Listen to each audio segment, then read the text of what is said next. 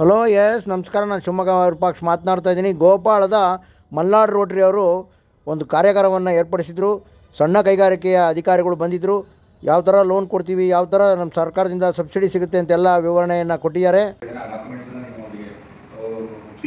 ಅವ್ರೇನು ಮಾಡ್ತಾರೆ, ಸ್ಯಾಂಕ್ಷನ್ ಮಾಡಿ ರಿಲೀಸ್ ಮಾಡ್ತಾರೆ. ರಿಲೀಸ್ ಮಾಡಬೇಕಾದ್ರೆ ನೀವು ಏನು ಮಾಡಬೇಕು ಅಂತಿದ್ದೀರಿ, ಉದಾಹರಣೆ ಅಡ್ಡಾಡಿದ್ರೆ ಇಂಡಸ್ಟ್ರಿ ಮಾಡಬೇಕಾದ್ರೆ ನಿಮ್ಗೆ ಸಿಗ್ನೇಚರ್ ಬೇಕು, ಕಂಪ್ರೆಸರ್ ಬೇಕು, ಮತ್ತು ಕೆಲವೊಂದೆಲ್ಲ ರೂಲ್ಸ್ಗಳು ಬೇಕು. ಅದಕ್ಕಿಂತ ಮ್ಯಾನೇಜರ್ಸ್ ಅದು ಯಾಕೆ ಅಂದರೆ ಏನಾಗ್ಬಿಟ್ಟಿದೆ, ಬ್ಯಾಂಕಲ್ಲಿ ಸಿಬಿಲ್ ಸ್ಕೋರ್ ಒಂದು ಇಂಪಾರ್ಟೆಂಟು, ವೆರಿ ವೆರಿ ಇಂಪಾರ್ಟೆಂಟ್ ಇದೆ ಸಿಬಿಲ್ ಸ್ಕೋರ್. ರಾಜು ಅವರೇ, ನಿಮ್ಮ ಮಲ್ನಾಡ್ ರೋಟರಿಗೆ ಸಣ್ಣ ಕೈಗಾರಿಕೆ ಇಲಾಖೆಯಿಂದ ಅಧಿಕಾರಿಗಳು ಬಂದು ಒಂದು ಸಣ್ಣ ಕಾರ್ಯಾಗಾರವನ್ನು ಮಾಡಿದರು. ಇದ್ರ ಬಗ್ಗೆ ತಾವು ಹೇಳ್ತೀರಾ? ನನಗೆ ಇದ್ರ ಬಗ್ಗೆ ಮಾತಾಡಲು ತುಂಬ ಸಂತೋಷ ಆಗ್ತಾ ಇದೆ. ಶ್ರೀಯುತ ಸುರೇಶ್ ಸಣ್ಣ ಕೈಗಾರಿಕಾ ಉಪನಿರ್ದೇಶಕರು ಅವರು ಬಂದಿದ್ದರು.